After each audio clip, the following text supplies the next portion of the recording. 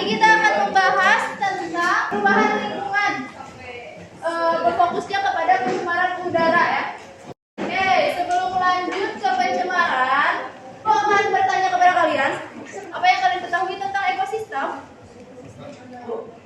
Gimana? Menurut saya ekosistem itu hubungan timbal balik antara makhluk hidup dengan lingkungan. Oke, hubungan timbal balik antara makhluk hidup dengan lingkungannya. Berarti kurang lebih sama ya, yang namanya ekosistem itu ada kumpulan spesies-spesies di dalamnya. Kemudian di situ juga ada hubungan timbal balik antara makhluk hidup dengan lingkungannya. Yang namanya hubungan ini harus apa nih hubungan? Harus dijaga, benar banget. Jadi kayak hubungan antara manusia, hewan, tumbuhan dan juga lingkungannya harus dijaga. Karena organisme hidup dan lingkungan fisik saling terkait dan saling mempengaruhi satu sama lain. Ada yang membantu untuk bacakan tujuan pembelajarannya? Tujuan pembelajaran peserta didik dapat menganalisis data pencemaran udara, penyebab dan dampaknya bagi kehidupan dengan benar secara berkelompok. Peserta didik dapat merumuskan gagasan pemecahan masalah pencemaran udara yang terjadi di lingkungan sekitar secara berkelompok. Peserta didik dapat membuat karya mengenai pencegahan dan penanggulangan pencemaran udara sebagai produk hasil belajar sesuai minat masing-masing.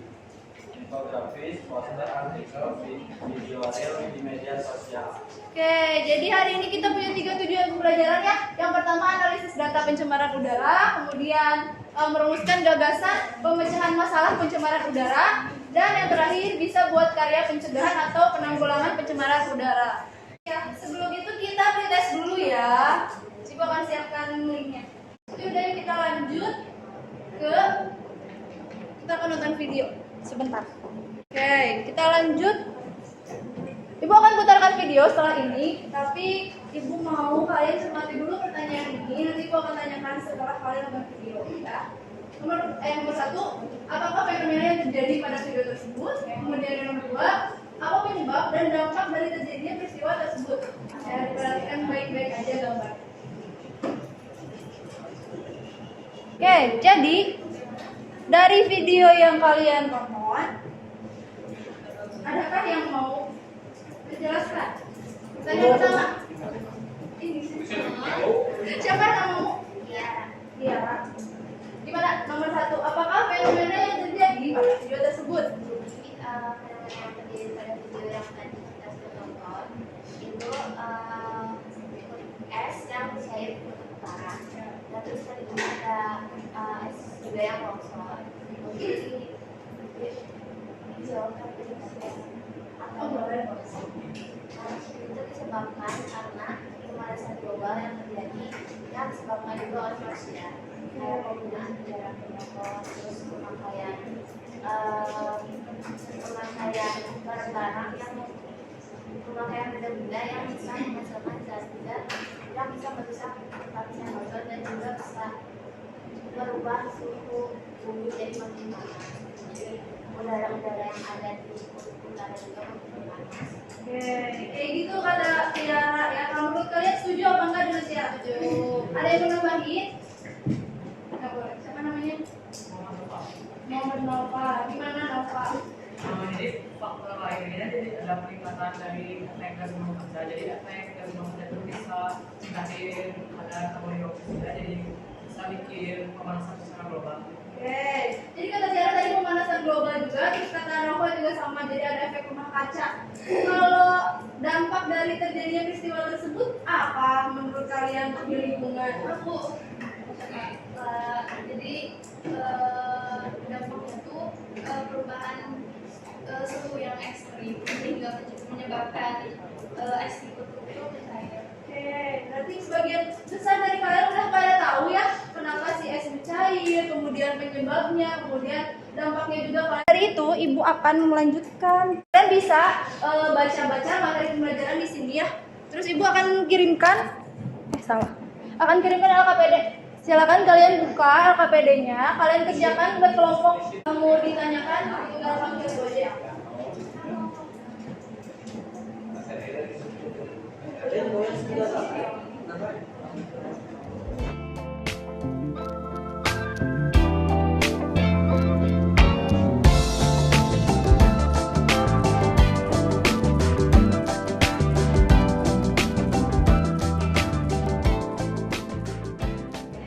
selesai? Oke. Semenit lagi. Yang mengajukan diri untuk presentasi silakan. Pak duluan. Hayo, sok atau hayo sekarang. Yuk, perhatikan temannya yang akan presentasi di depan. Assalamualaikum warahmatullahi wabarakatuh. Kami dari kelompok 6 akan mempresentasikan hasil diskusi kami tentang pencemaran udara. Sebelumnya kami akan memperkenalkan diri terlebih dahulu. Saya Media Salma Salsabila. Nama saya Siana. Saya Abdullah. Saya Guru, saya Akbar. Yang pertama kami akan menyebutkan rumusan masalah yang telah kami Jadi rumus masalahnya itu dua. Yang pertama itu bagaimana cara kita mengatasi pencemaran udara di lingkungan sekitar. Nah, yang kedua itu bagaimana cara mengubah pola pikir masyarakat agar lebih memperdulikan udara di lingkungannya. Jadi kita tuh harus mulai mengurangi penggunaan kendaraan bermotor, dimulai dengan bersepeda dan berjalan kaki untuk berpergian. Jadi dikurangilah untuk pakai kendaraan yang bermotor kayak mobil, motor lah pasti yang membuat polusi udara.